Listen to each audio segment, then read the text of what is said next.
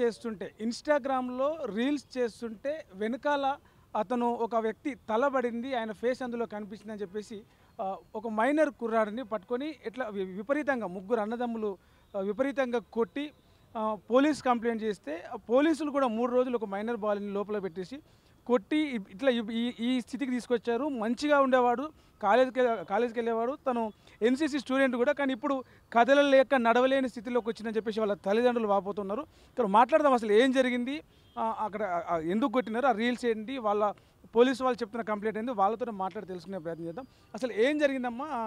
ఈ బాబుని ఎందుకు కొట్టిర్రు? కేసు ఏంటి? అసలు ఎందుకు కొట్టాల్సి వచ్చింది? రీల్స్ ఏంటి? ఏం జరిగింది అసలు? డిసెంబర్ 15 సార్ ఆ రోజు. డిసెంబర్ 15 ఆదివారం రోజు. ఆ రోజు మార్కెట్కి వెళ్దామని అనుకుని పడుకుండిపోయినా నేను. బాబు నా దగ్గర నుంచి ఫోన్ తీసుకొని బయటకు వెళ్ళారు సార్. బయటకు వెళ్ళి మా బాత్రూమ్స్ మా పక్కన వాళ్ళది మాది ఎదురెదురు ఉంటాయి సార్. వీళ్ళ బాత్రూమ్ పక్కన వాళ్ళ బాత్రూమ్ ఉంది కదా, వాళ్ళ దాని పక్కన మెట్లు ఉన్నాయి. దాని మీద కూర్చొని ఈయన రీల్స్ చేసుకుంటా సిగ్నల్ రావట్లేదని చెప్పేసి పైన వాళ్ళకి వైఫై ఉంది. అయితే వైఫై కోసం ఫోన్ పైకి లేపిండు బాబు. లేపే వరకు అందులో ఒక ఆయన ఉన్నాడు, మా పక్క ఆయన తల స్నానం చేసి తల దూడుచుకుంటున్నంట. అది 5 నిమిషాలు మాత్రమే వచ్చింది తల దూడుచుకునేది. అప్పుడు ఆయన క్యాకేసిందంట. ఫోన్ పైకి పోగానే తుడుచుకుంటూ క్యాకేసిందంటే ఆయన భయపడి ఏంది క్యాకేసింది అని చెప్పి కింద కురికిండంట. కింద కురికి ఏంది క్యాకేసింది అని చెప్పి ఎక్కడ మీరు ఉండేది? ఎక్కడ? ఏ ఏరియాలో జరిగింది? ఈసూపుగూడ బస్తీ ఎల్ఎన్ నగర్ సార్. అయితే కింద కురికి ఎందుకు క్యాకేసిందని ఆయన కిందకి వెళ్ళి ఫోన్ చూసుకున్నాడంట. అయితే అందులో ఏమొచ్చింది వీడియో, ఆయన తల దుడుచుకునేది 5 సెకండ్లు వచ్చింది. అయితే మా అమ్మ ఇది చూసేనట్టుంది, నాకు కోపపడ్డాడు అని చెప్పి డిలీట్ చేసిందంట బాబు అక్కడే భయపడి. మళ్ళీ పైకి పిలిచారు. అప్పుడు నేను లేచాను సార్ పడుకున్నదాన్ని. అరుస్తున్నారు ఏందని లేచి బయటకు వచ్చేవరకు ఏందన్నా అంటే నీ కొడుకు ఇట్లా వీడియోలు తీస్తున్నాడు ఆడవాళ్ళే బాత్రూంలో అంటే అన్న వీడియోలు ఎందుకు తీస్తాడు అన్న వాడు, మీకు తెలుసు కదా వాళ్ళు అక్కడ ఫోన్లు చూసుకుంటూ ఉండేది, వాళ్ళు వీడియోలు చేసుకునేది మీకు తెలుసుగా అంటే లేదు మా వీడియోలు తీసిండని చెప్పేసిండు. ఏం చూసి వీడియోలు తీస్తున్నా రీల్స్ చేస్తున్నా? ఈయన రీల్స్ చేసుకుంటుండు. అయితే వాళ్ళు ఏమన్నారు మా వీడియోస్ తీస్తున్నారు బాత్రూంలో అని చెప్పేసి వాళ్ళు అన్నారు. అయితే ఫోన్ నాకు ఇచ్చిండు బాబు. నాకు ఇస్తే వాళ్ళ చిన్న తమ్ముడు వచ్చిండు. చిన్న తమ్ముడు వచ్చి ఏం చేసిండు, ఫోన్ ఇవ్వమని అడిగిండు సార్. ఫోన్ ఇవ్వమంటే నేను ఫోన్ ఇవ్వలేదు. ఫస్ట్ ఫోన్ ఇవ్వకోకుండా మళ్ళీ అడిగిండు, ఇవ్వకుండా పగలగొట్టేస్తాను నీ ఫోన్ అంటే సరే అని ఇచ్చేసిన. ఎందుకంటే ఆయన తీయలేదన్న ధైర్యం ఉంది కాబట్టి ఇచ్చేసిన నేను. ఇచ్చిన తర్వాత ఆయన చూస్తే ఫస్ట్ దొరకలేదు, డిలేటింగ్ దాంట్లో చూసిండు. అయితే 5 సెకండ్లు తల దుడుచుకున్నది మాత్రం ఉంది. ఇదిగో ఉంది కదా అమ్మ నీ కొడుకు తీసిండుగా అంటే సరే అన్న తప్పు అయిపోయింది, ఒకవేళ అది వచ్చిందేమో తీయాలని తీయలేదన్న, కావాలని తీస్తే మొత్తం వస్తుంది చేసేటప్పుడు తెలియక తీసిండు. 5 సెకండ్లు ఇట్లా తలబడిందని చూసి డిలీట్ చేసిండు భయపడి చేసిండు సార్. డిలీట్ చేసిండు. అయితే ఆయన డిలేటింగ్లో నుంచి తీసిండు. తర్వాత కడిగితే పైకి వచ్చి అడిగినాక నేను చెప్పిన సారీ అన్న తప్పు అయిపోయిందని చెప్పి. వాళ్ళు 3 అన్నదమ్ములు ఉన్నారు సార్, వాళ్ళ కాళ్ళు పట్టుకున్నా. అయినా కానీ ఈయనకుండా 3 కలిసి కొట్టారు సార్ బాబుని. ఇంటి దగ్గర 3 కలిసి కొట్టారు. ఆయన ఎవరు కాలేదు. ఈ కాంగ్రెస్ పార్టీలో ప్రెసిడెంట్గా వేసిండు సార్. నా తరఫున అనిల్ కుమార్ యాదవ్ ఉండు, నవీన్ యాదవ్ ఉండు, అజారుద్దీన్ ఉన్నాడు. నా తరఫున వాళ్ళంతా వస్తారు, నువ్వు ఎవరిని తీసుకొచ్చుకుంటావో తీసుకొచ్చుకో ఇదని చెప్పేసి తిట్టి బాగా బూతులు తిట్టేసి మీ అమ్మని ఇప్పుడు బొమ్మని రా బాత్రూంలోకి నేను తీస్తా వీడు అని చెప్పేసి మాట్లాడారు సార్. అయినా కానీ వాళ్ళందరూ కాళ్ళు పట్టుకున్న తప్పైంది అన్న వదిలేయండి అని వినలేదు.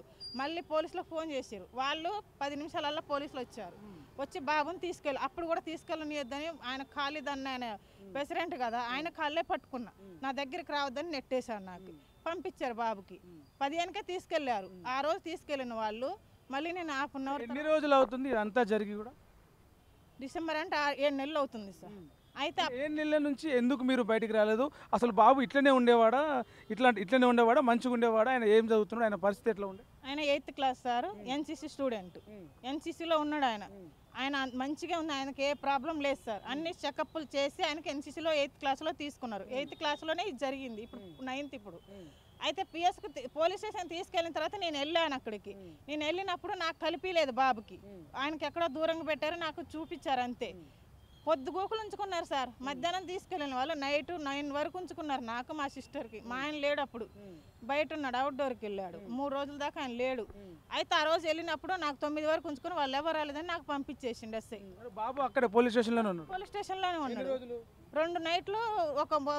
మూడో రోజు మొత్తం మధ్యాహ్నం వరకు రాత్రి వరకు ఉన్నాడు సార్. మళ్ళీ రెండో రోజు వెళ్తే వాళ్ళు ఏం చెప్పారంటే పోలీసులు నువ్వు వెళ్ళి వాళ్ళనే రిక్వెస్ట్ చేసుకోమ్మా, వాళ్ళతో మాట్లాడుకుంటే అయిపోద్ది, లేదంటే ఎఫ్ఐఆర్ అయిపోతే ఆయన జీవితం నాశనం అయిపోద్ది అని చెప్పేసారు.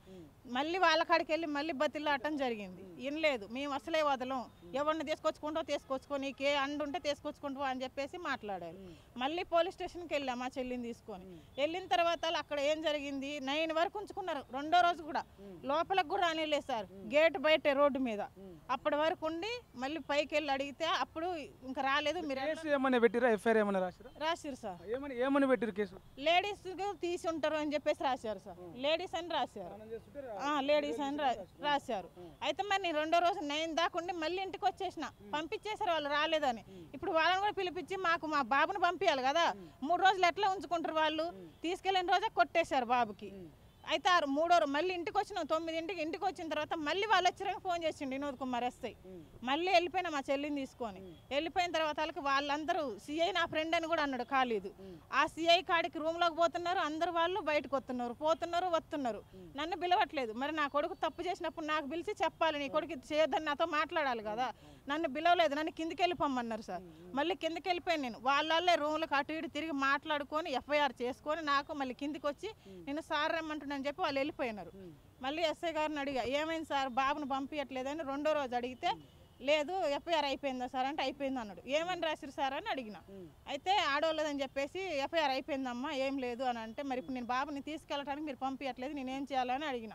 వాళ్ళు మరి నరుకుతారు, చంపేస్తారు. నా దగ్గరికి పోలీసులు చెప్తున్నారు ఈ మాట. వినోద్ కుమార్ అన్నాడు సార్ నాతో, వాళ్ళు చంపేస్తారు, నరుకుతారు, నా దగ్గరికి రావద్దంటే మరి మీ దగ్గరికి రాకపోతే నేను ఎక్కడికి వెళ్ళాలి? ఇప్పుడు వాళ్ళు చెప్పగానే మీరు తీసుకొచ్చారు కదా, మరి నాకు ఏదో అన్యాయం జరిగితే నేను నీ దగ్గరికి రాకపోతే ఎక్కడికి వెళ్ళాలి? మరి బాబు నేనేం చేయాలంటే ఇక్కడే ఉంచి వెళ్ళిపో అన్నాడు. అంటే అప్పటి వరకు బాబును కొట్టిరా పోలీసు వాళ్ళు? లాఠీ చార్జ్ కానీ కొట్టడం జరిగింది సార్. కొట్టినట్లు మీకు ఎట్లా తెలిసిందంటే వాతలు ఒంటి మీద వాతలు దెబ్బలు ఏమైనా కనిపిస్తున్నాయి?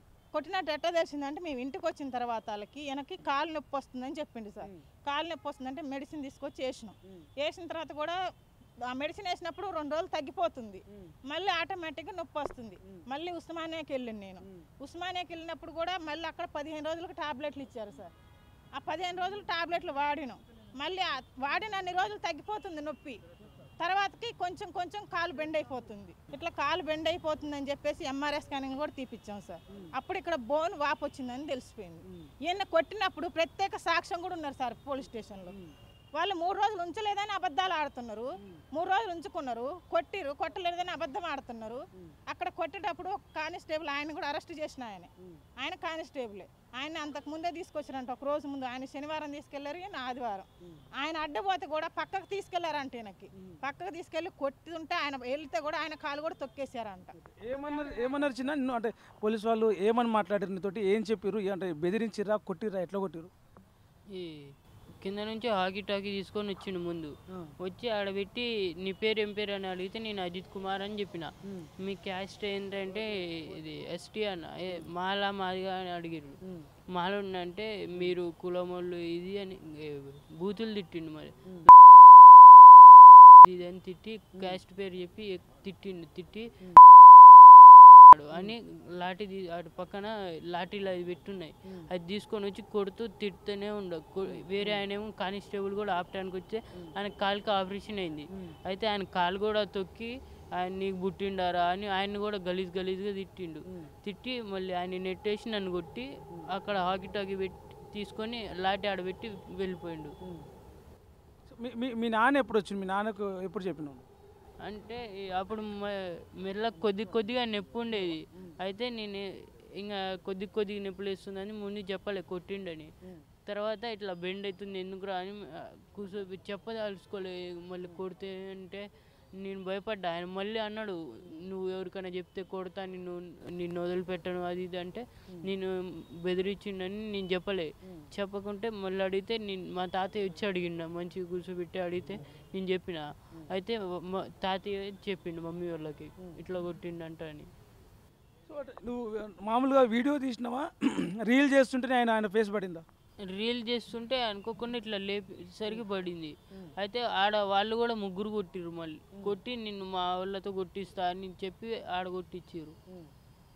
ఇంతకుముందుకు మీకు ఎవరైతే ఆ రీల్లో ఉన్న 3 అన్నదమ్ములు ఉన్నారో వాళ్ళకు మీకు గొడవలు ఉన్నాయని చెప్పేసి అంటున్నారు. పాత కక్షలు, పాత గొడవలు ఉన్నాయి. అసలు ఏం జరిగింది? పాత గొడవలు ఉన్నాయి సార్ పాత గొడవలు. అంటే మేము వాళ్ళు రెంట్కే ఉంటారు, మేము రెంట్కే ఉంటాం పక్క పక్కన. ఇప్పుడు ఒక బిల్డింగ్లో ఉన్నప్పుడు బండ్లు ఎవరైనా పెట్టుకోవచ్చు కదా, ముందు ఎవరు వస్తే వాళ్ళు బండి పెడతారు.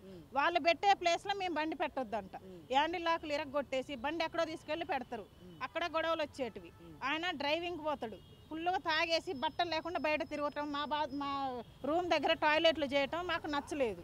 ఇప్పుడు నీ రూమ్లో నువ్వు ఏదైనా చేసుకో, నాకు సంబంధం లేదు. రాత్రి 4 గంటల వరకు నిద్రలో పోనీయకుండా వాళ్ళు పెట్టుకున్నా కానీ మేము మెలకుండా వాళ్ళ ఫ్యామిలీ అని చెప్పేసి మేము మాట్లాడుకున్నాం. మాకు డిస్టర్బెన్స్ అయినప్పుడు అడిగినప్పుడు గొడవలు పెట్టుకునేది. మొత్తం వాళ్ళే ఉంటారు సార్ ఆ బిల్డింగ్లో. ఒక్కళ్ళు గొడవ అయినా కానీ మొత్తం వచ్చేస్తారు. అట్లా గొడవలు పాత పగలన్నీ పెట్టుకుని బాబు మీద తీర్చుకున్నారు. ఇప్పుడు వినోద్ కుమార్ సారు బాబుని కొట్టలేదు అంటున్నారు. 3 రోజులు పెట్టుకోలేదా? పెట్టుకున్నప్పుడు నా ఇంటికి రావాల్సిన అవసరం ఉంది సార్. ఎస్ఐకి నా ఇంటికి వచ్చి గంట ఏమంటున్నారు వచ్చి పోలీసు వాళ్ళు వచ్చి ఇప్పుడు ఏమంటున్నారు? నా దగ్గర అప్పుడు అన్ని రిపోర్ట్లు అన్నీ ఉన్నాయి. క్యాసెట్ ఉంటుంది కదా, అవన్నీ వచ్చిండు, ఫొటోస్ తీసుకున్నాడు, నాతో మాట్లాడిండు, బాబుతో మాట్లాడిండు. ఎవరు కొట్టారని అడిగితే వినోద్ కుమార్ సార్ అడిగితే కానిస్టేబుల్ కొట్టాడని బాబు చెప్పిండు.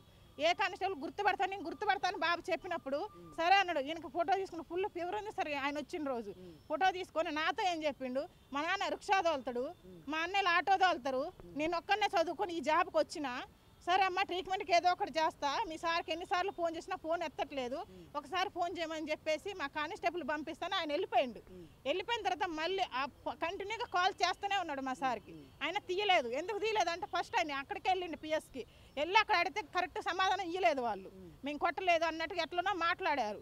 అందుకు ఆయన కోపంలో కాల్ తీయలేదు. తర్వాతకి ఆ రోజు 20వ తారీఖు సార్, జూన్ 20 శుక్రవారం. ఆ రోజు 11 గంటలకు మా సార్ ఇంటికి వచ్చిండు. ఆయన రాకముందు నాకు ఫోన్ చేసిండు మళ్ళీ ఎస్ఐ. ఫోన్ చేసి మీ సార్ ఏడమ్మా అంటే రాలేదంటే రాలేదు సార్. అంత దిగజారిపోయినా మేము, ఇన్ని కాళ్ళు చేస్తున్నా ఎత్తట్లేదు నన్నే అన్నాడు సార్. అని నేను చెప్పినా మా సార్ ఇంకా రాలేదు సార్, వచ్చాక నేను చెప్తా అన్న. ఆయన 11:20కి ఇంటికి వచ్చిండు. రాగానే ఇట్లా అంటే ఫోన్ చేసిండు. ఫోన్ చేసిన తర్వాత వాళ్ళకి పలానా దగ్గర అక్కడ పీజార్ గ్రౌండ్ ఉంది సార్, అక్కడికి ఆయన వచ్చి మా సార్ని పిలిచారు. అక్కడికి వెళ్ళారు మా ఆయన. అక్కడ 3 వ్యక్తులు ఉన్నారు చూసిన వాళ్ళు. అట్లా వాళ్ళని వెళ్ళిపోండి అని చెప్పేసి ఎస్ఐ అని చెప్పేస్తే వాళ్ళు వెళ్ళిపోయినాక మీకు దండం పెడతాన్నా, మా తప్పు అయిపోయింది, ఖాళీదన్న ఆయన ఈ సర్పంచ్కి అదే ప్రెసిడెంట్కి వేసిండు కదా, నీకు ఏదన్నా హెల్ప్ కావాలంటే అనిల్ కుమార్ యాదవ్ తోటి, నవీన్ యాదవ్ తోటి, అజారుద్దీన్ సార్ తోటి నీకు ఏదైనా హెల్ప్ చేపిస్తాన్నా, మా తప్పైంది, నా పర్సనల్గా 10,000 ఇస్తా, 5,000 ఇస్తా, మా తప్పైందన్న ఈ కేసు పెట్టొద్దన్న అని చెప్పేసి మా ఆయన కాళ్ళు పట్టుకోవడానికి వెళ్ళాడు సార్.